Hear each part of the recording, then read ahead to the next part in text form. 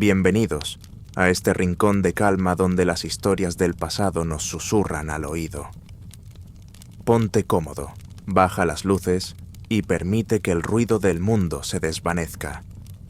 Quizás me escuchas desde una ciudad que nunca duerme, o tal vez desde un lugar tranquilo donde el silencio de la noche ya se ha instalado. Me pregunto qué hora marcará tu reloj y qué estrellas adornan tu cielo en este preciso instante. La idea de que esta historia nos conecte a través del tiempo y la distancia siempre me llena de paz. Si estos viajes susurrados por la historia te brindan calma, te invito suavemente a suscribirte. Nos quedan muchas noches serenas por descubrir juntos. Cuando pensamos en la momificación, nuestra mente suele viajar al antiguo Egipto. Sarcófagos dorados, rituales solemnes y un viaje respetuoso hacia la eternidad. Imaginamos un proceso casi clínico, envuelto en lino blanco y misterio sagrado.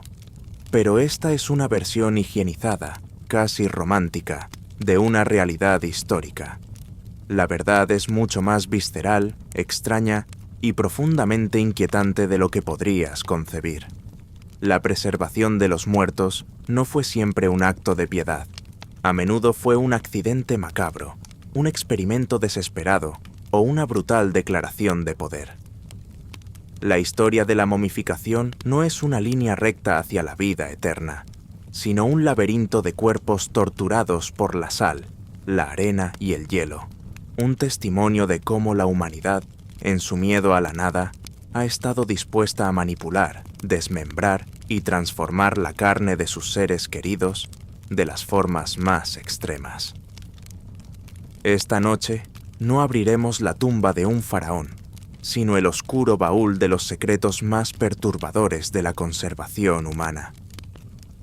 Para desentrañar el primero de estos secretos, nuestro viaje debe comenzar donde la eternidad se convirtió en un arte.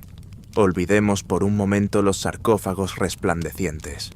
Imaginemos, en cambio, un taller de piedra a orillas del Nilo, un lugar donde el silencio solo se rompe por el zumbido de las moscas y el susurro de las oraciones.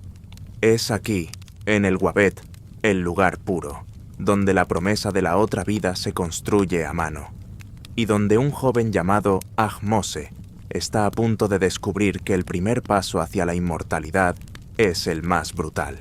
El aire en el Wabet, el lugar puro, era espeso, pesado. Se adhería a la piel como un sudario húmedo. Llevaba consigo una mezcla de aromas casi imposibles de separar. El dulzor resinoso de la mirra y el incienso, el perfume penetrante del vino de palma, y debajo de todo, un olor metálico y orgánico que se aferraba a la garganta. Era el olor de la muerte, pero también el olor de la eternidad. Para el joven Ahmose, era el olor del trabajo de su padre, y ahora el suyo. Sus manos, aún demasiado suaves para la tarea, sudaban dentro de las vendas de lino que las cubrían. Frente a él, sobre una tabla de madera lisa, yacía el cuerpo de un noble, un hombre que hacía apenas 3 días caminaba por los pasillos de su villa, impartiendo órdenes y bebiendo vino fresco.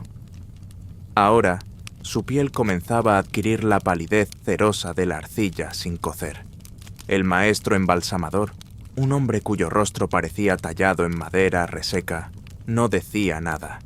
Sus movimientos eran un ritual silencioso, cada gesto perfeccionado a lo largo de incontables cuerpos. Colocó junto a la cabeza del noble una serie de herramientas de bronce y cobre, pulidas hasta brillar bajo la luz temblorosa de las lámparas de aceite. Entre ellas destacaba una, larga y delgada, con una pequeña curva en el extremo. El gancho. Ahmose sintió que el pan de la mañana se revolvía en su estómago. Sabía lo que venía. Se lo habían descrito, se lo habían enseñado en diagramas sobre papiro. Pero la descripción era una sombra pálida de la realidad que ahora enfrentaba.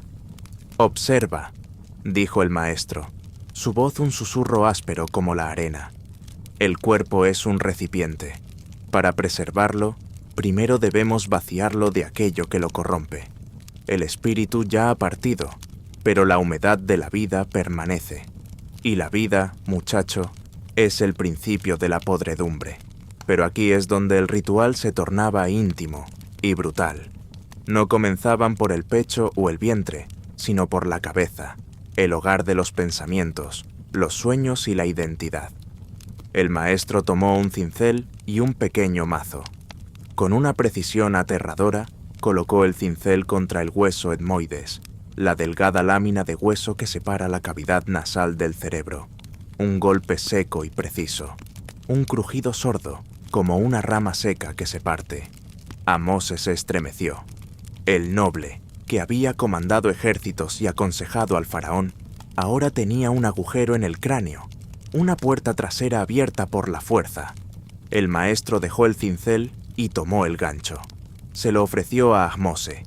El bronce se sentía frío y pesado en su mano temblorosa. «Tú», ordenó el maestro, «es hora de que aprendas, con delicadeza. No se trata de fuerza, sino de sentir».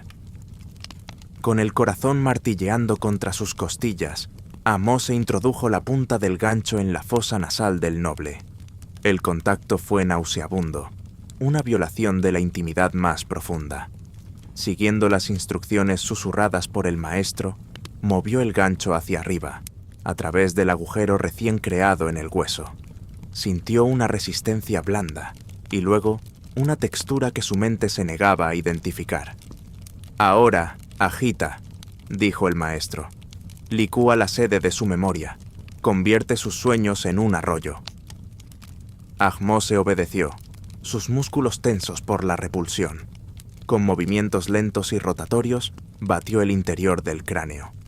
Era un acto de una intimidad grotesca. Estaba destruyendo los recuerdos del hombre, desmantelando los patrones de pensamiento que lo habían hecho quien era. El amor por su esposa, el rostro de sus hijos, sus triunfos y sus miedos, todo se estaba convirtiendo en una pulpa grisácea. La ironía, por supuesto, era palpable. Los egipcios creían que el corazón, no el cerebro, era el centro de la inteligencia y la emoción. El cerebro era simplemente relleno craneal, un órgano inútil que, si se dejaba en su sitio, se pudriría y haría que la cabeza explotara durante el proceso de secado. Por lo tanto, debía ser eliminado, y de la forma menos ceremoniosa posible. Tras lo que pareció una eternidad, el maestro asintió. «Suficiente, ahora inclínalo». Juntos, giraron la cabeza del noble hacia un lado, y de su nariz comenzó a fluir una sustancia espesa y gris. Ahmose tuvo que apartar la mirada, luchando contra las náuseas. El cerebro, el órgano que había albergado una vida entera de experiencias, se derramaba en un cuenco de arcilla para ser desechado sin más ceremonia. No se preservaría, no se colocaría en un vaso canopó, simplemente se tiraría, como cualquier otro desecho orgánico. Consideremos por un momento la realidad de Ahmose. Este no era solo un procedimiento técnico, era una confrontación diaria con la fragilidad de la existencia. Cada cuerpo que llegaba al Aguabet era un recordatorio de que la riqueza, el poder y el estatus eran temporales. Al final, todos se convertían en vasijas de carne que debían ser vaciadas y preservadas. Una vez vaciado el cráneo, el proceso se aceleraba. El maestro tomó una cuchilla de obsidiana, una piedra volcánica afilada como un fragmento de noche. Su brillo era oscuro, peligroso. Con un solo corte largo y seguro, abrió el flanco izquierdo del noble, desde la costilla hasta la pelvis. La cavidad abdominal se abrió como una fruta madura, revelando el laberinto de órganos internos, aún tibios al tacto. El olor se intensificó, un aroma denso a sangre, bilis y vida interrumpida. Ahmose sintió que sus rodillas flaqueaban, pero la mirada severa del maestro lo mantuvo en pie. «Los hijos de Horus esperan sus ofrendas», dijo el anciano, señalando 4 jarras de alabastro colocadas junto a la mesa. Los vasos cánopos, cada uno con una tapa esculpida con la cabeza de un dios diferente, guardianes de las vísceras en el más allá. Con una destreza que Ahmose solo podía admirar, el maestro comenzó la evisceración, Sus manos, expertas y sin vacilación, se hundieron en el cuerpo. Extrajo los pulmones, que habían inhalado el aire del Nilo por última vez. Luego el hígado, oscuro y pesado con la sangre de 1000 banquetes. El estómago, que había digerido manjares exóticos. Y finalmente, los largos y enroscados intestinos. Cada órgano era lavado cuidadosamente en vino de palma, un antiséptico natural, y luego ungido con resinas y especias. Ahmose ayudaba en esta parte, sus manos torpes en comparación con las del maestro. Sostenía los órganos mientras eran envueltos en tiras de lino, sintiendo su peso, su extraña y blanda textura. Eran las máquinas de la vida, ahora silenciadas. Una vez envueltos, cada órgano era depositado en su vaso cánopo correspondiente. El hígado para Imseti, de cabeza humana. Los pulmones para Hapi, el babuino. El estómago para Duamutef, el chacal. Y los intestinos para Quebesenuef, el halcón. Pero un órgano vital permanecía en su lugar. El maestro se inclinó sobre el pecho abierto del noble y con la delicadeza de un joyero apartó los tejidos para revelar el corazón. Allí estaba, oscuro, quieto, denso. A diferencia del cerebro, el corazón se consideraba el núcleo del ser, la fuente de la sabiduría, la voluntad y la conciencia. Era el único órgano que el difunto necesitaría en el salón del juicio. «Este se queda», susurró el maestro, casi con reverencia. «Debe ser pesado contra la pluma de Maat. Si es más ligero que la verdad, el alma alcanzará el campo de juncos. Si es pesado por el engaño y la maldad». El maestro no terminó la frase. No era necesario. Ahmose miró el corazón inmóvil. Este músculo había latido con amor, con ira, con miedo. Contenía los secretos de toda una vida. En unas pocas semanas se presentaría ante Osiris para ser juzgado. El joven embalsamador sintió un escalofrío que no tenía nada que ver con la fresca temperatura de la sala. Su trabajo no era solo una tarea física, era el primer paso en el viaje más importante que un alma podía emprender. Con la evisceración completada, el cuerpo era ahora una cáscara vacía, una forma humana despojada de casi todo lo que la había animado. El maestro y Ahmose procedieron a lavar la cavidad torácica con más vino de palma, limpiando los últimos vestigios de sangre y tejido. El olor del alcohol se mezclaba ahora con el de la muerte, un intento de purificar lo impurificable. Llenaron el hueco del torso con paquetes de lino, serrín y especias para ayudar a mantener la forma del cuerpo durante el largo proceso de secado. Era un intento de preservar una ilusión de vida, de plenitud, donde ahora solo había vacío. El sol se estaba poniendo sobre el Nilo, tiñendo el cielo de naranja y púrpura cuando terminaron. El cuerpo del noble, ahora preparado, sería cubierto con natrón, las sales del desierto, durante 40 largos días, un proceso que extraería hasta la última gota de humedad, transformando la carne corruptible en una efigie eterna. Ahmose lavó sus herramientas en silencio. El frío del bronce ya no le parecía tan extraño. El olor del guabet se había impregnado en su ropa, en su piel, en su memoria. Al salir del lugar puro y respirar el aire fresco de la noche, se dio cuenta de que una parte de él se había quedado allí, en la quietud de esa sala, junto al cuerpo hueco del noble. Sabía que al volver a casa, su propia comida, el pan horneado por su madre, ya no tendría el mismo sabor, ahora que conocía la íntima arquitectura de lo que significaba estar vivo y lo que quedaba cuando la vida se había ido. No todas las eternidades se planifican. No todas las momias son obra de ganchos de bronce y rituales sagrados bajo el sol del desierto. Algunas son un accidente susurrado en la oscuridad, una conversación secreta entre la carne y la tierra. En las colinas áridas de Guanajuato, en el corazón de México, yace un coro de estas almas accidentales, sus rostros congelados en un grito silencioso que ha aterrorizado y fascinado a generaciones. Pero la historia que cuentan sus bocas abiertas no es de una agonía final, ni del horror de ser enterrado vivo. Es una historia mucho más quieta, más fisiológica, una historia de gravedad, de músculos que se rinden y de la química única de un suelo sediento. Consideremos a Ignacia. Cuando los trabajadores del Panteón de Santa Paula la exhumaron a mediados del siglo XIX, no por profanación, sino por una ley que exigía el pago perpetuo por el espacio de la tumba, no encontraron huesos. Encontraron a Ignacia, casi completa. Su piel, como un papel de estraza amarillento, se aferraba a su estructura. Su vestido, aunque descolorido, aún conservaba la forma que tenía el día de su entierro apresurado. Y en su pecho, un pequeño broche de metal aún brillaba débilmente a la luz de sus linternas. Pero fue su rostro lo que les heló la sangre.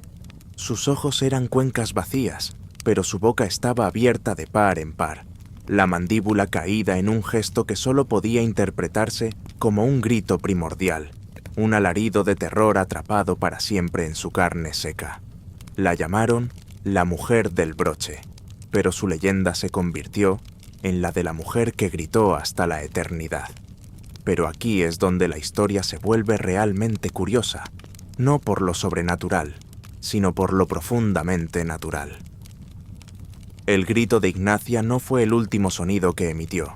De hecho, es casi seguro que murió en silencio, quizás víctima de uno de los brotes de cólera que barrieron la región en esa época. Su historia facial comienza después de su último aliento. Imaginemos por un momento la realidad física de la muerte en el siglo XIX. Tras el cese de la vida, el cuerpo entra en un estado llamado rigor mortis, una rigidez temporal de los músculos. Pero esta fase pasa.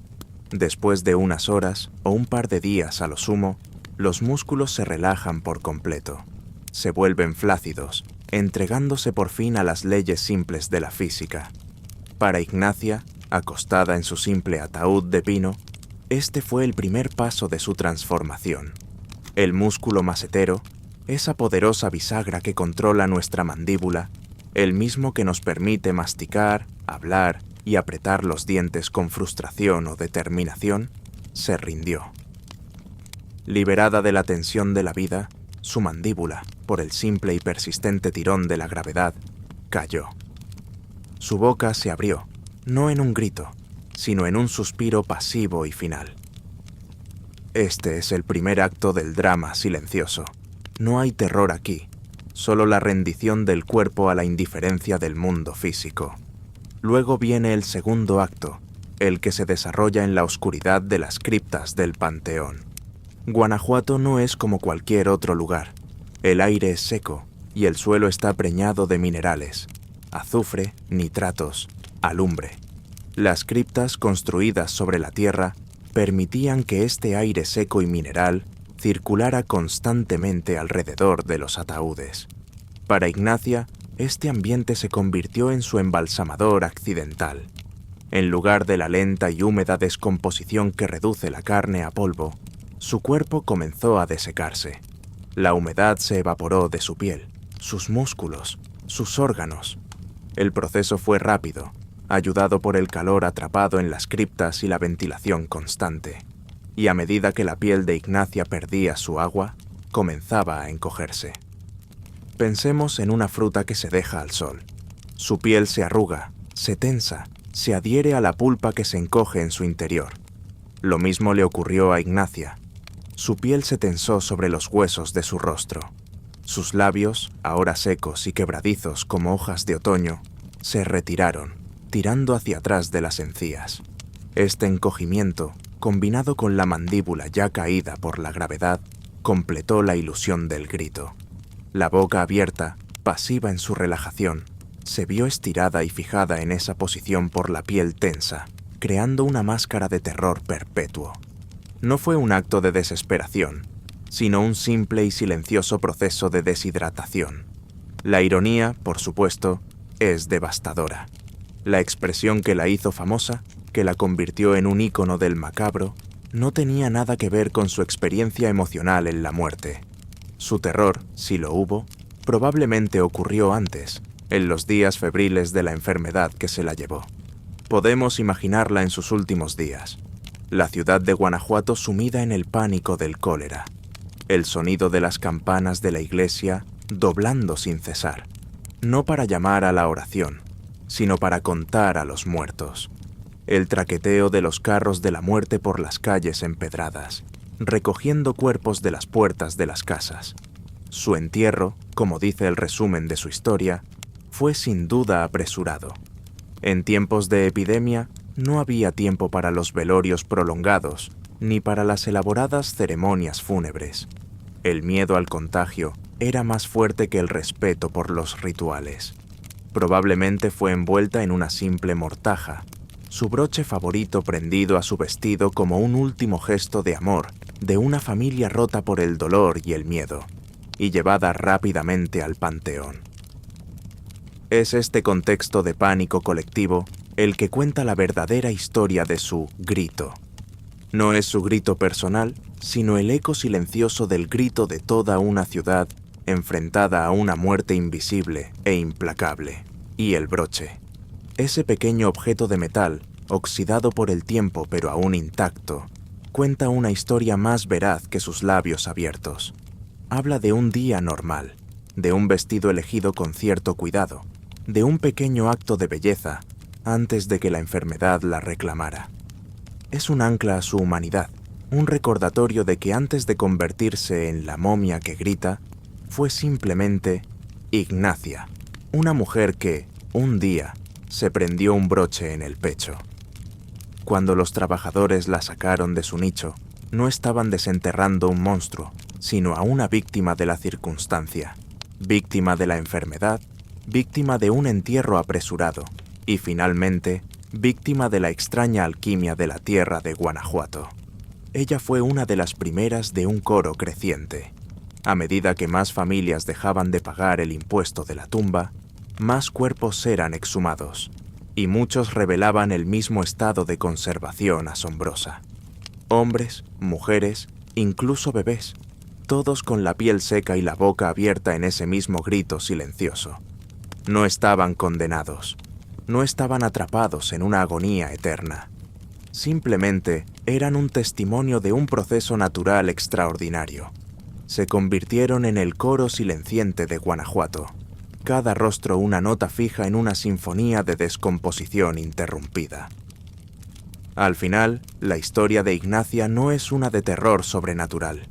Es una lección de cómo interpretamos el pasado a través del lente de nuestros propios miedos. Vemos un grito y asumimos dolor, sin considerar la quieta y paciente explicación de la ciencia.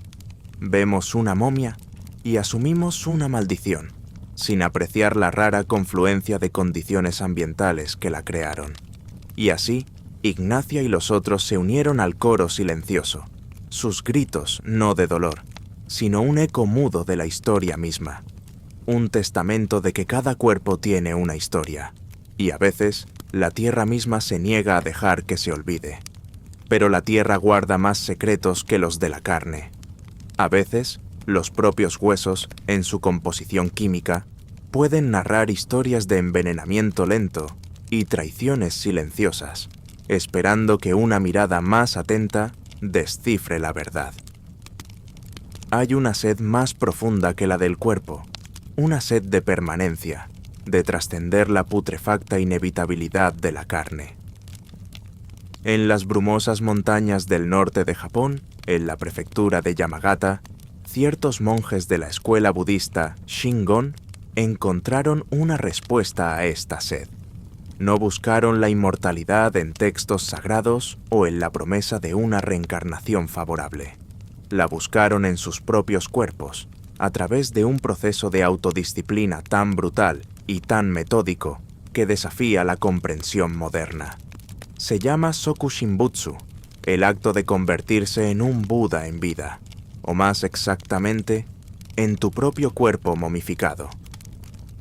Esta no es la historia de una momificación impuesta, como la de los nobles egipcios, ni de un accidente de la tierra, como la de las almas silenciosas de Guanajuato.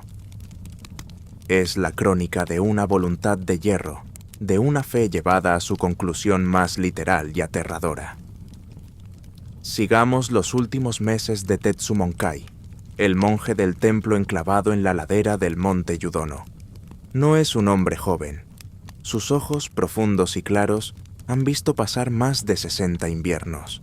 Su cuerpo es poco más que un esqueleto envuelto en piel curtida, el resultado de casi 2000 días de una dieta ascética conocida como Mokuji-Kiyo.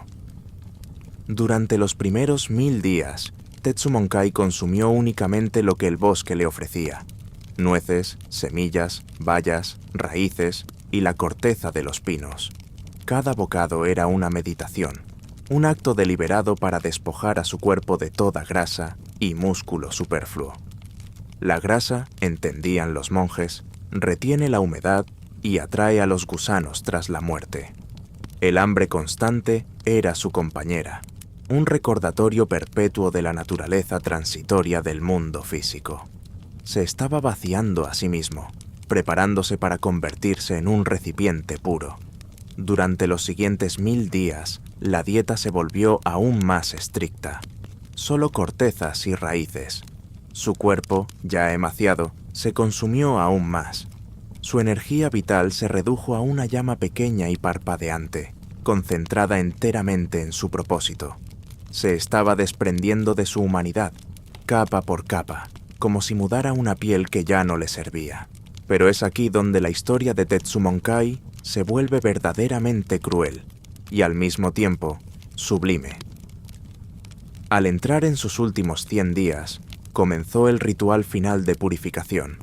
Dejó por completo la comida y empezó a beber un té especial, una infusión preparada con la savia del árbol urushi. El árbol urushi es el origen de la laca japonesa, una de las sustancias naturales más bellas y duraderas del mundo. Pero su savia es tóxica. Es el mismo compuesto que se encuentra en la hiedra venenosa, un veneno potente que, en la mayoría, causa una reacción alérgica terrible.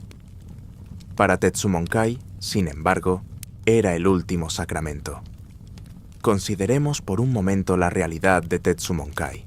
Cada sorbo de ese té amargo y acre era un acto de guerra contra su propio cuerpo. La savia venenosa inducía vómitos violentos y una sudoración profusa, eliminando rápidamente los fluidos corporales restantes. Su cuerpo se estaba secando desde adentro hacia afuera, un proceso de desecación autoinfligido. La sed que sentía debía ser una agonía, un fuego en su garganta y en sus entrañas. Pero el té de urushi tenía un doble propósito, y este es el genio oscuro de la práctica del Soku Shinbutsu. El veneno no solo aceleraba la momificación al eliminar la humedad, también se acumulaba en sus órganos, saturando sus tejidos. Tras su muerte, esta laca tóxica haría que su cuerpo fuera incomestible para las larvas y los microbios. Estaba convirtiendo su propio interior en un sarcófago, barnizando sus órganos contra el inevitable asalto de la descomposición.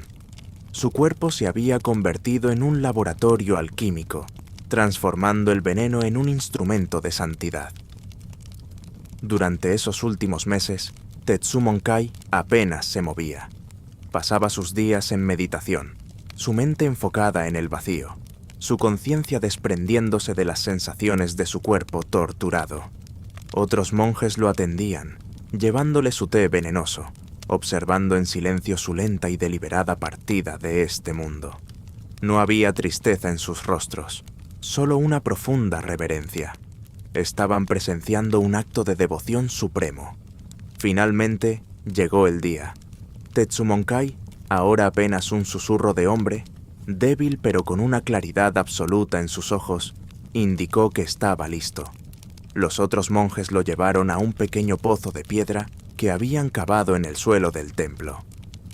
Dentro del pozo le esperaba una caja de pino hecha a medida, apenas lo suficientemente grande como para que pudiera sentarse en la posición de loto.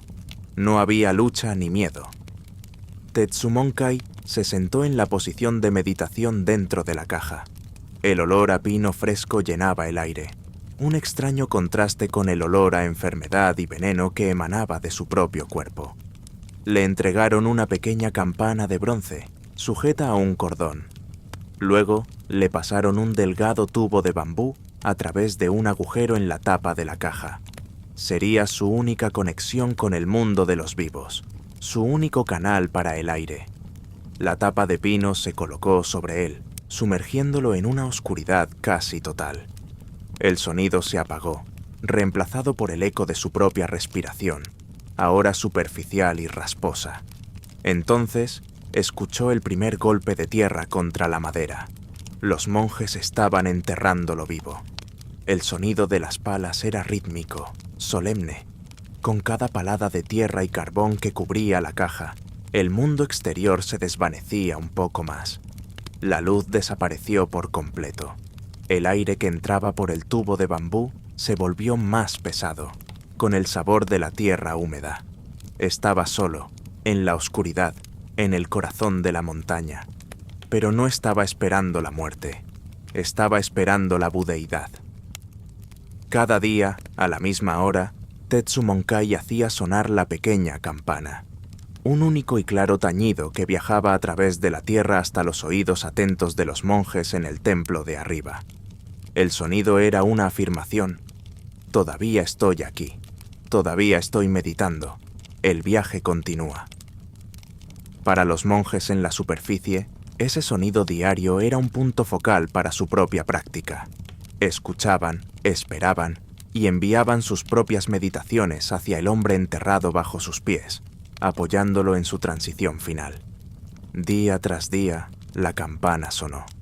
Débil, pero clara. Un hilo de sonido que conectaba el mundo de la vida con el umbral de la eternidad. Y entonces, una mañana, el silencio. Los monjes se reunieron alrededor del pozo. Esperaron. El sol alcanzó su cenit. La tarde llegó, pero la campana permaneció muda. No hubo lamentos. Hubo, en cambio, una profunda sensación de logro. Tetsumonkai había llegado. Había alcanzado el Sokushinbutsu. Su meditación final había terminado. Retiraron el tubo de bambú y sellaron el pozo por completo. Durante 1000 días, su cuerpo permanecería en la tierra, permitiendo que el proceso que había iniciado en vida llegara a su fin. La tierra y el veneno completarían la obra. Pasaron 3 años. Los monjes, manteniendo su vigilia, finalmente abrieron la tumba. Con una reverencia solemne, levantaron la tapa de la caja de pino. Dentro, sentado en la misma posición de loto, estaba Tetsumonkai. Su piel estaba oscura, seca y dura como la madera lacada. Su cuerpo incorrupto. Sus facciones serenas. No era un cadáver. Se había convertido en una estatua sagrada de sí mismo, un Buda viviente. Lo vistieron con túnicas de seda y lo colocaron en el altar del templo. Ya no era Tetsumonkai, el hombre. Era Sokushinbutsu, un objeto de veneración, una prueba tangible de que a través de la voluntad y la fe se podía conquistar la decadencia de la carne. La historia de Tetsumonkai y de los otros monjes momificados de Japón es un viaje a los límites de la resistencia humana y la devoción espiritual. Es una narrativa que nos obliga a cuestionar nuestras propias ideas sobre la vida, la muerte y lo que significa ser inmortal. Su sed no era de agua, sino de algo mucho más elusivo. Y en su búsqueda nos dejaron un legado tan duradero y perturbador como la propia laca de Urushi, con la que se ungieron para la eternidad.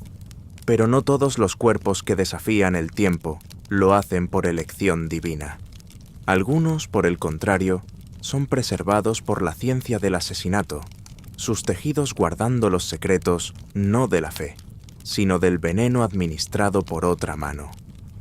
Lejos, muy lejos de las tumbas doradas de los faraones y de las criptas minerales de México, en la costa del desierto de Atacama, en lo que hoy es el sur de Perú y el norte de Chile, floreció una cultura con una visión de la muerte tan profunda y compleja que comenzaron a momificar a sus muertos 2000 años antes que los egipcios. Ellos eran los Chinchorro, un pueblo de pescadores y cazadores recolectores que vivían en uno de los lugares más secos de la tierra, y su arte no se expresaba en piedra o en papiro, sino en la propia carne de sus seres queridos. Su método no buscaba preparar un alma para un viaje al más allá. Buscaba, de una manera visceral y conmovedora, negar la partida. Buscaba mantener a los muertos entre los vivos, como estatuas silenciosas, como compañeros eternos. Imaginemos a una mujer de la cultura chinchorro, hace 7000 años. Sus manos no son suaves, son las manos de una trabajadora, callosas por tejer redes con fibras de totora, fuertes por recolectar mariscos entre las rocas afiladas de la costa del Pacífico. Pero ahora, esas manos expertas se enfrentan a la tarea más delicada y desgarradora de su vida. Su hijo de 2 años, cuyo nombre se ha perdido en las arenas del tiempo, ha muerto. Quizás por una enfermedad, quizás por un accidente. En un mundo sin medicina, la muerte infantil era una compañera constante y cruel. El pequeño cuerpo yace sobre una estera de juncos en su choza, una estructura simple de madera y piel de lobo marino. El aire del desierto, increíblemente seco, ya ha comenzado su trabajo, tirando de la humedad de la piel del niño. Para los chinchorro, este no era el final. Era el comienzo de un nuevo tipo de existencia. Y una, como madre y como artesana, era la encargada de facilitar esa transición. Pero aquí es donde la historia de los chinchorro se aparta de todo lo que conocemos sobre el duelo y el recuerdo. El proceso que una está a punto de emprender no es un simple entierro. Es una deconstrucción y una reconstrucción total, un acto de amor tan extremo que roza lo macabro. Con una delicadeza infinita, usando una afilada lasca de obsidiana, una comienza a desollar el cuerpo de su hijo. Este no es un acto de violencia, sino de preservación. La piel es la envoltura de la identidad y debe ser conservada intacta, como un precioso manto. Retira la piel y los tejidos blandos con el cuidado de quien desenvuelve el regalo más frágil. Luego, con la ayuda de otros miembros de su clan, desmonta el pequeño esqueleto. Cada hueso es limpiado meticulosamente. La carne y los órganos son extraídos y eliminados. El cerebro, el corazón, los pulmones, todo es devuelto a la tierra. No había vasos canopos para los chinchorro. Su enfoque era diferente. No se trataba de preservar los órganos para un juicio futuro, sino de purificar el armazón, el andamiaje del ser. Los huesos limpios se dejan secar bajo el sol implacable del Atacama, blanqueándose hasta adquirir la pureza del salitre. Consideremos por un momento la realidad de una. Pasa días con los restos de su hijo, conociendo su pequeña forma de una manera que ninguna madre debería. Sostiene en sus manos el fémur, no más largo que su propia mano. Acaricia las delicadas vértebras de su columna. Este proceso, aunque doloroso, es una forma de comunión final, un último acto de cuidado físico. Una vez que los huesos están completamente secos, comienza la fase de la reconstrucción. Una se convierte en una arquitecta de la memoria. Usando palos y cuerdas de junco, vuelve a ensamblar el esqueleto, reforzando la columna vertebral, atando cada hueso en su lugar correcto. Está construyendo un armazón duradero, un soporte para la eternidad. Con el esqueleto reconstruido, empieza la parte más escultórica. Una mezcla arcilla gris, ceniza y agua, creando una pasta espesa. Con esta arcilla, comienza a rellenar la cavidad del cuerpo, a recubrir los huesos, devolviéndole al pequeño esqueleto el peso y la sustancia que la vida le había dado. No está recreando los músculos y órganos, sino una forma idealizada, una escultura interna. El rostro recibe una atención especial. Sobre el pequeño cráneo, una modela una máscara de arcilla. No intenta crear un retrato realista, sino una representación simbólica. Los ojos y la boca a menudo se marcan con simples incisiones. Luego, pinta la máscara con una pasta negra hecha de manganeso, dando a estas primeras momias su nombre, las momias negras. La ironía es conmovedora. Mientras los egipcios extraían el cerebro por considerarlo inútil, los Chinchorro desechaban todos los órganos internos, pero reconstruían el cuerpo con la tierra misma. El siguiente paso es el más íntimo de todos. Una toma la piel de su hijo, que ha sido cuidadosamente curada, y vuelve a vestir con ella la figura de arcilla y hueso. Es como vestir a un niño para un largo sueño, un acto de una ternura desgarradora. La piel se cose con fibras de cactus o pelo humano. Finalmente, se coloca una peluca corta de cabello humano negro sobre la cabeza de arcilla, completando la efigie. El resultado final no es un niño, es un ídolo, una estatua con el esqueleto de su hijo en su interior, envuelta en su propia piel. Es pesado, rígido, una representación permanente de la vida que se fue. Pero el viaje de este niño de arcilla y arena aún no ha terminado. Aquí reside la diferencia más profunda con otras culturas de la momificación. La momia de su hijo no será enterrada de inmediato. Permanecerá con la familia, a veces durante años. Una llevará a la pequeña y rígida figura a las reuniones del clan. La sentará junto al fuego por la noche. Le hablará, le ofrecerá comida.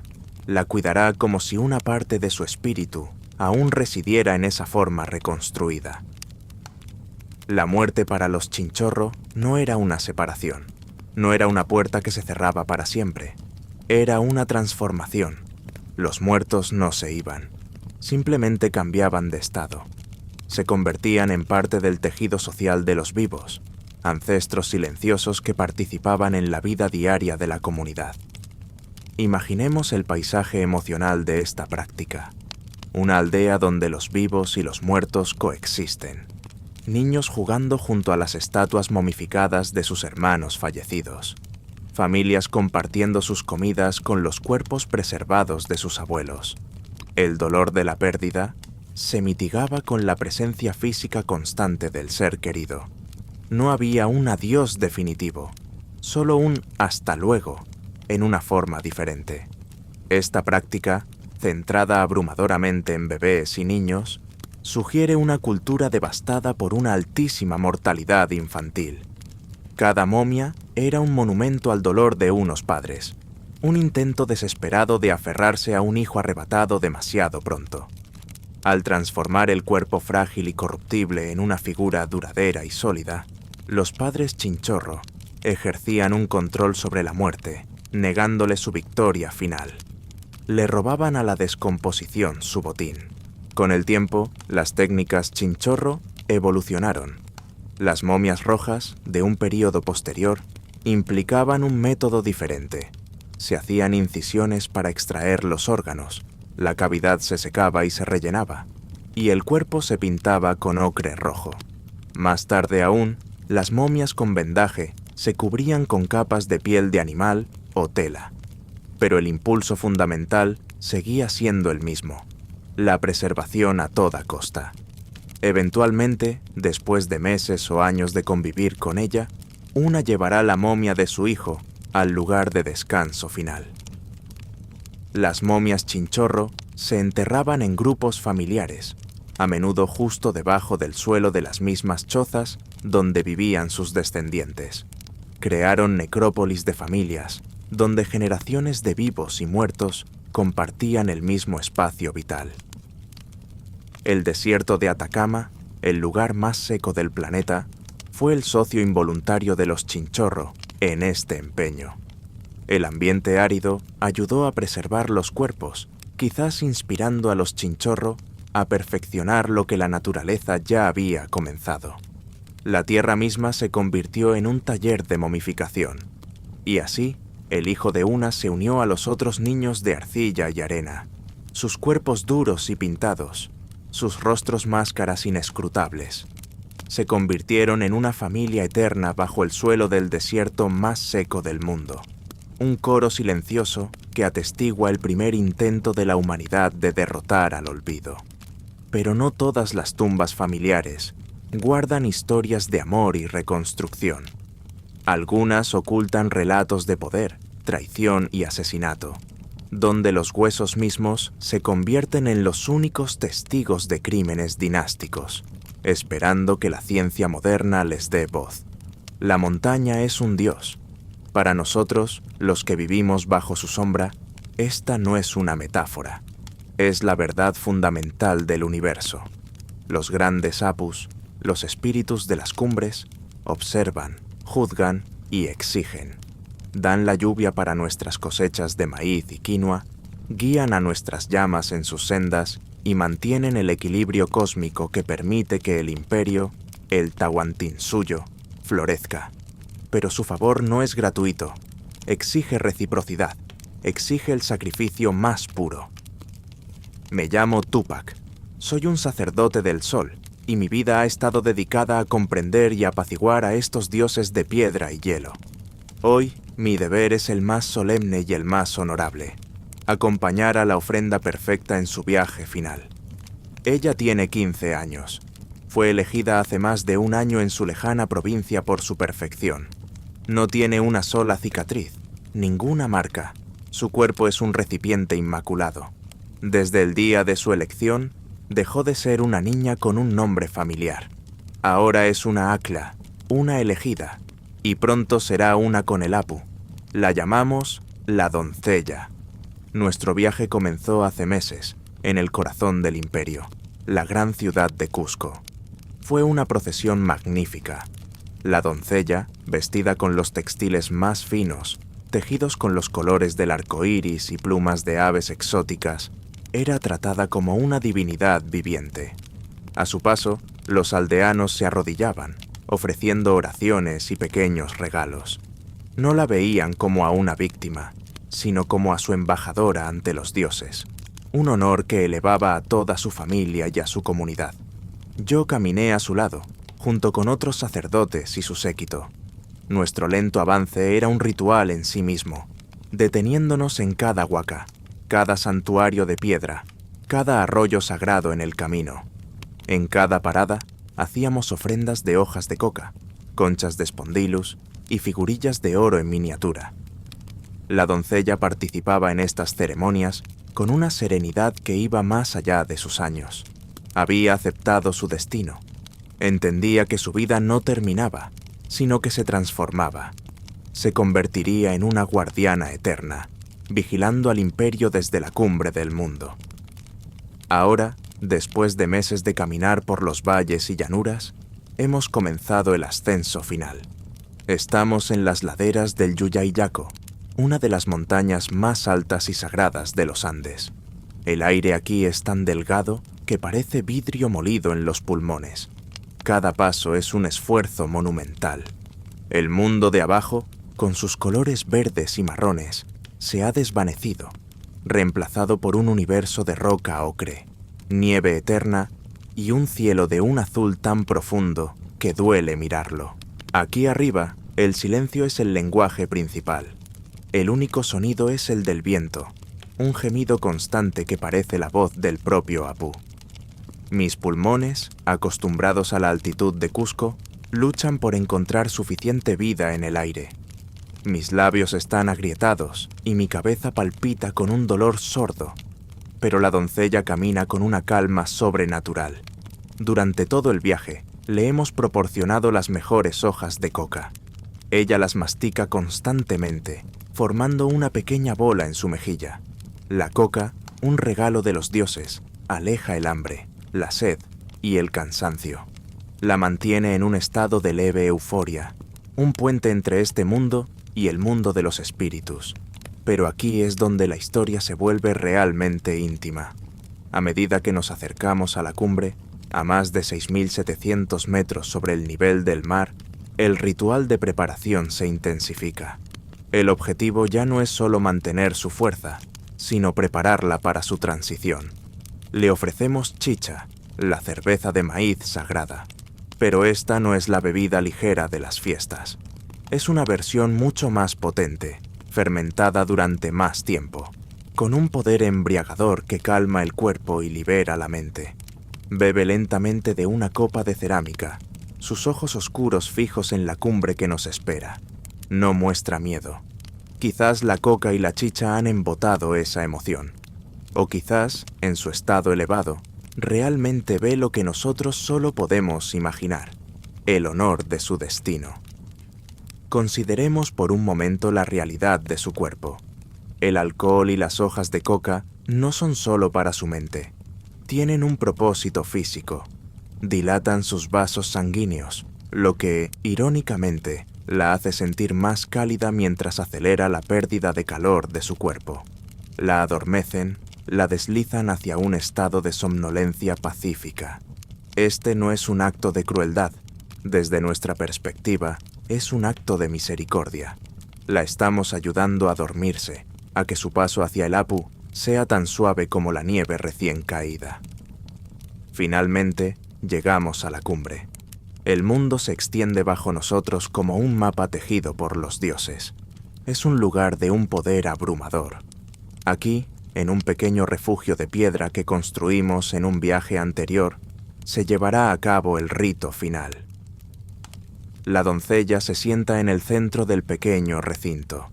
Está vestida con sus mejores ropas, una túnica de lana de alpaca finamente tejida y un chal sujeto con un tupu de plata.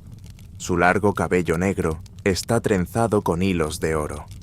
A su alrededor colocamos las ofrendas, pequeñas estatuillas de llamas y humanos hechas de oro y concha, bolsas con más hojas de coca y granos de maíz, y textiles adicionales doblados con esmero. Son sus compañeras para la eternidad. Le ofrezco la última copa de chicha. Ella la bebe sin vacilar. Sus párpados se vuelven pesados. La combinación del alcohol, la coca y la falta de oxígeno a esta altitud extrema la están sumiendo en un sueño profundo. La ironía, por supuesto, es que la preservación perfecta que alcanzará no es el objetivo principal del ritual. El objetivo es la ofrenda, el kapak kocha, el sacrificio humano más sagrado, destinado a apaciguar a los dioses en tiempos de grandes cambios. La muerte de un sapa inca, una hambruna, una victoria militar. Su muerte asegurará la vida del imperio.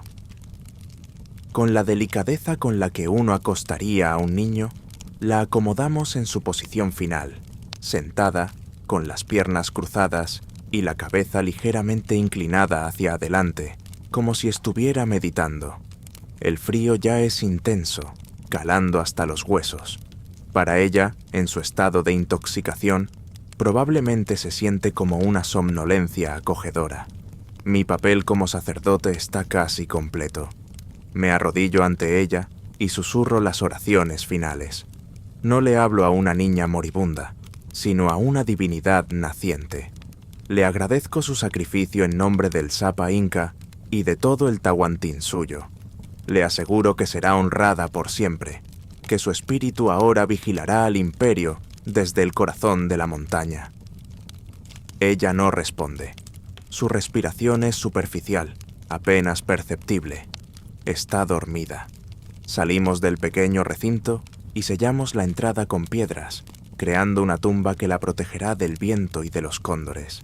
No hay violencia, no hay gritos, solo la tranquila y solemne finalización de un pacto con los dioses. La dejaremos aquí, en la cima del mundo. La novia congelada de los Andes. El frío extremo congelará su cuerpo rápidamente, deteniendo toda descomposición. La falta de humedad y el aire delgado la preservarán con más perfección que cualquier técnica de embalsamamiento. Permanecerá exactamente como la dejamos, una cápsula del tiempo de carne y hueso, esperando ¿qué? Nosotros creemos que espera unirse al Apu. Pero la historia tiene otros planes. 500 años después, otros hombres ascenderán a esta cumbre. No vendrán con oraciones, sino con picos y cepillos. No verán a una diosa, sino un espécimen arqueológico asombroso. La encontrarán tal como la dejamos, su piel aún suave, su cabello aún trenzado, las ofrendas a su alrededor intactas. La llamarán la doncella, y su perfecto estado de conservación asombrará al mundo. Al descender la montaña, dejando atrás a la niña en su sueño helado, me invade una profunda sensación de melancolía y reverencia. Su vida ha sido entregada, pero no terminada. Se ha convertido en algo más grande que ella misma, un puente entre los humanos y los dioses. Y allí se quedó, la novia del Apu, en un sueño de hielo que duraría 500 años. Su sacrificio, un mensaje a los dioses. Pero no todos los mensajes enviados a los cielos eran de carne y hueso. A veces, las ofrendas tomaban la forma de oro y joyas, arrojadas a las profundidades de lagos sagrados, contando historias no de fe, sino de la desesperada búsqueda de una ciudad de oro. Hay lugares en el mundo donde la tierra no olvida. No son desiertos áridos ni cumbres heladas, sino pantanos oscuros y silenciosos en el norte de Europa, ciénagas de turba en Irlanda, Dinamarca y los Países Bajos, donde el agua es del color del té fuerte y el aire huele a tierra húmeda y a un pasado que se niega a desaparecer.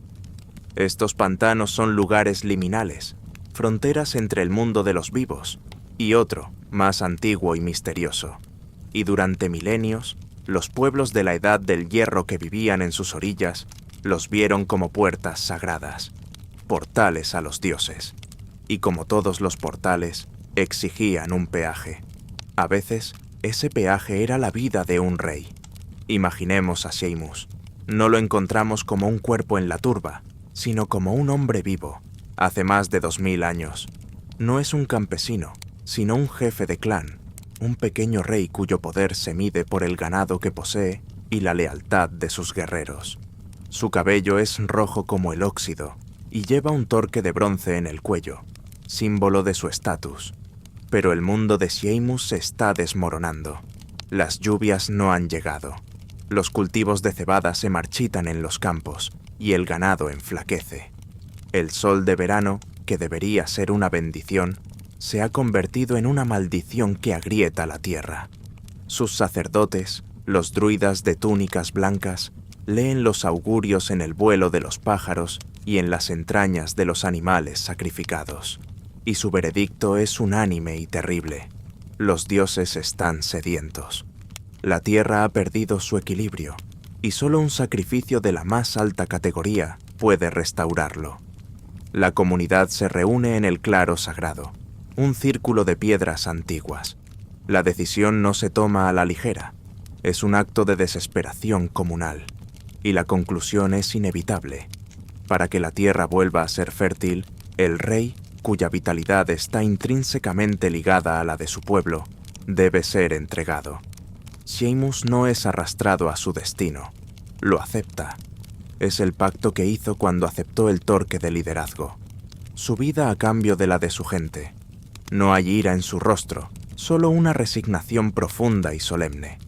Pero aquí es donde la historia se vuelve brutal. El sacrificio no puede ser una simple muerte. Debe ser un acto de una complejidad simbólica aterradora. Una muerte triple diseñada para apaciguar a múltiples dioses de múltiples dominios. La noche antes del ritual, a Seamus le sirven su última comida. No es un banquete de rey. Es un simple potaje de gachas, hecho con semillas de lino, cebada y hierbas silvestres. Es casi idéntico al contenido estomacal que los arqueólogos encontrarían milenios después en el vientre del hombre de Tolund, otro rey de los pantanos. Esta comida humilde no es un insulto, sino un símbolo. Antes de ser entregado a los dioses, el rey debe volver a ser uno con la tierra y sus frutos más básicos. Al amanecer, la procesión comienza. Seamus camina descalzo, vestido con una simple túnica de lana. Sus guerreros y su pueblo lo siguen en silencio, sus rostros una mezcla de dolor y reverencia. No lo llevan a un templo de piedra, sino al borde del pantano, a ese lugar húmedo y silencioso donde el mundo de los hombres se encuentra con el de los espíritus. El aire es frío y huele a musgo y a agua estancada. La superficie del pantano es como un espejo negro, reflejando el cielo gris de plomo. El ritual comienza. Primero, para el dios de los cielos, Teutates, se necesita una muerte por aire. le colocan una soga de cuero trenzado alrededor del cuello. Sheamus cierra los ojos. Siente la presión, el corte del aire, la oscuridad que se agolpa en los bordes de su visión. Lo estrangulan, pero no hasta la muerte, solo hasta el umbral. Luego, para el dios del bosque, Esus, se necesita una muerte por la hoja, como los árboles que caen bajo el hacha. Un druida se acerca con un cuchillo de bronce, un corte rápido y preciso en la garganta. La sangre, roja y caliente, brota, manchando la túnica de lana, una ofrenda líquida a la tierra. Finalmente, para el dios de las profundidades, Taranis, se necesita una muerte por agua. Antes de que su vida se haya extinguido por completo, su cuerpo es empujado suavemente hacia las aguas oscuras del pantano. No hay chapoteo. El cuerpo de Sheamus se desliza en el agua teñida de turba y se hunde lentamente, desapareciendo de la vista. La superficie se cierra sobre él, las ondas se disipan. El silencio regresa, más profundo que antes. El sacrificio se ha completado. Pero la historia de Sheamus no termina con su último aliento. Apenas comienza su larga transformación. El pantano ahora se convierte en su embalsamador. Consideremos por un momento la química única de este lugar. El pantano está dominado por el musgo Sphagnum. A medida que este musgo muere, no se descompone por completo, sino que se acumula en capas gruesas de turba. Y al hacerlo, libera una sustancia llamada sphagnano y otros ácidos que convierten el agua del pantano en un potente conservante. El agua se vuelve extremadamente ácida, con un pH similar al del vinagre. Este ambiente ácido inhibe el crecimiento de las bacterias, los microorganismos responsables de la descomposición. El cuerpo de Sheamus, sumergido en este baño ácido y frío, está protegido del proceso natural de putrefacción. Además, la turba libera taninos, los mismos compuestos polifenólicos que se usan para curtir el cuero. Estos taninos penetran en la piel de Sheamus, tiñéndola de un color oscuro, entre marrón y negro, y curtiéndola, haciéndola resistente y duradera como el cuero de un zapato. Su piel, su cabello, sus uñas, incluso sus huellas dactilares, se conservan con un detalle asombroso. La ironía es profunda y paradójica. El pantano, un lugar de muerte y descomposición aparente, es en realidad un extraordinario agente de preservación. Pero el pantano es un alquimista selectivo. Mientras preserva la piel y los tejidos blandos, ataca los huesos. La alta acidez del agua disuelve lentamente el fosfato de calcio que compone el esqueleto. A lo largo de los siglos, los huesos de Sheamus se ablandarán, volviéndose flexibles como el cartílago, o se disolverán por completo, dejando solo un contorno oscuro en la turba. Cuando los cortadores de turba lo encuentren 2000 años después, descubrirán una figura humana increíblemente conservada, pero extrañamente flexible, casi deshuesada. Su rostro, con los ojos cerrados y una expresión serena, parecerá el de alguien que acaba de dormirse. La soga de cuero aún estará alrededor de su cuello, y la herida en su garganta será visible. Pero su esqueleto, el armazón de su ser, se habrá ido. El pantano guarda la cáscara, la apariencia de la vida, pero roba el andamiaje. Deja un eco de un hombre en lugar del hombre mismo. Su cuerpo se convierte en una mancha negra en la turba, una silueta, un fantasma de cuero. A diferencia de las momias de Egipto, construidas para la eternidad con piedra y ritual, o las de Guanajuato, formadas por el aire seco, las momias de los pantanos son criaturas del agua y la química. Son transformadas por el propio paisaje que las recibió como ofrenda.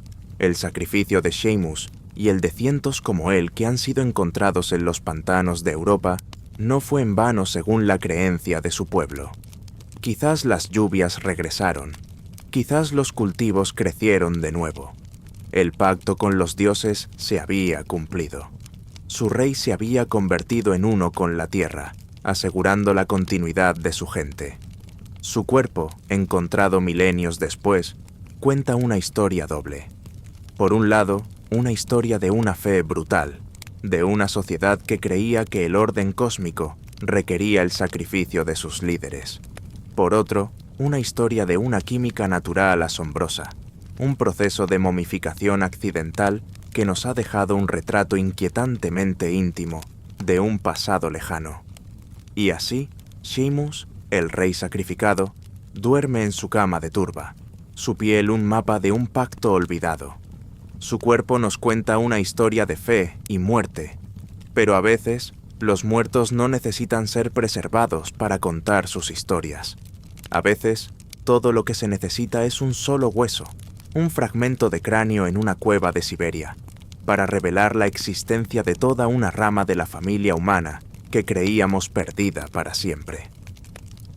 El impulso es tan antiguo como el miedo.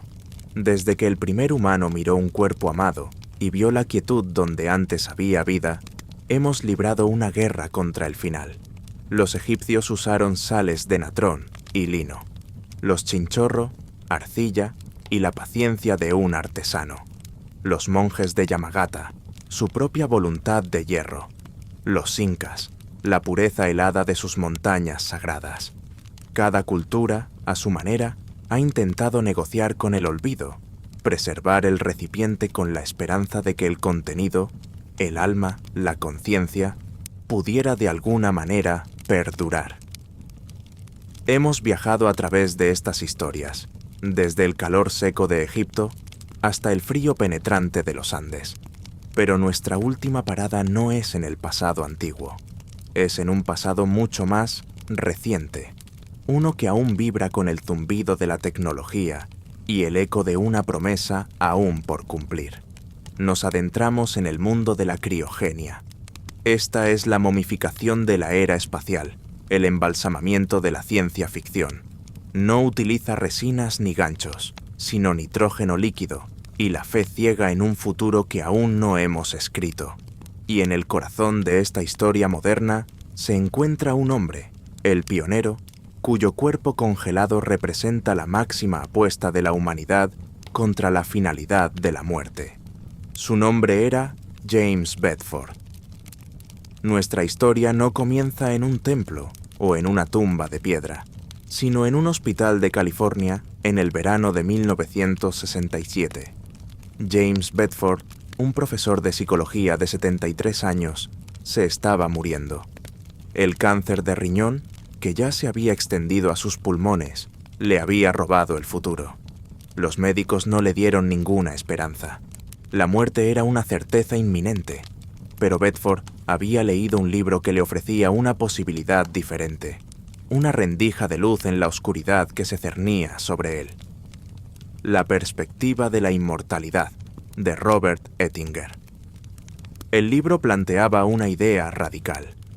¿Y si la muerte no fuera un final absoluto, sino simplemente una enfermedad que la medicina actual no podía curar? ¿Y si, congelando un cuerpo en el momento de la muerte legal, se pudiera suspender el proceso de descomposición hasta que una futura civilización, con una tecnología médica inimaginable para nosotros, pudiera revivirlo, curar su enfermedad y reparar el daño causado por la propia congelación? Era una apuesta descabellada, un salto de fe no en un dios, sino en la ciencia del mañana. Y James Bedford, enfrentado a la nada, decidió saltar. El 12 de enero de 1967, el corazón de James Bedford dejó de latir. Pero este no fue el final de su historia. Fue el comienzo de un experimento sin precedentes. Un equipo de voluntarios, liderado por Robert Nelson, el presidente de la Sociedad de Criogenia de California, se abalanzó sobre su cuerpo. Consideremos la escena. No fue un procedimiento clínico y estéril como lo imaginaríamos hoy. Fue un acto de improvisación desesperada. El equipo, compuesto en su mayoría por entusiastas sin formación médica formal, trabajó febrilmente en la habitación del hospital. Utilizaron una máquina corazón-pulmón para mantener la sangre de Bedford circulando mientras inyectaban dimetilsulfóxido o DMSO en su sistema. Esperaban que este químico actuara como un crioprotector, una especie de anticongelante para sus células, evitando la formación de cristales de hielo que destruirían los tejidos. La ciencia era teórica, el procedimiento caótico. No sabían realmente lo que estaban haciendo. Estaban escribiendo el manual a medida que avanzaban, impulsados por la convicción de que estaban en el umbral de una nueva era para la humanidad. Luego, comenzaron a enfriar el cuerpo con hielo, un proceso lento y desigual. Finalmente, trasladaron el cuerpo de Bedford a un recipiente de espuma de poliestireno, una especie de sarcófago improvisado, y lo sumergieron en nitrógeno líquido a menos 196 grados Celsius. El vapor blanco se elevó, envolviendo el recipiente. El sonido crepitante del frío extremo llenó la habitación. En ese momento, James Bedford dejó de ser un cadáver. Se convirtió en paciente cero, la primera persona en ser criopreservada, el primer colono en el vasto y desconocido territorio del futuro. Pero aquí es donde la historia de James Bedford deja de ser un procedimiento médico y se convierte en una metáfora. Su cuerpo congelado, flotando en su deguar de nitrógeno líquido, es el símbolo de una de las esperanzas más profundas y persistentes de la humanidad. La esperanza de que la muerte no es el final del cuento,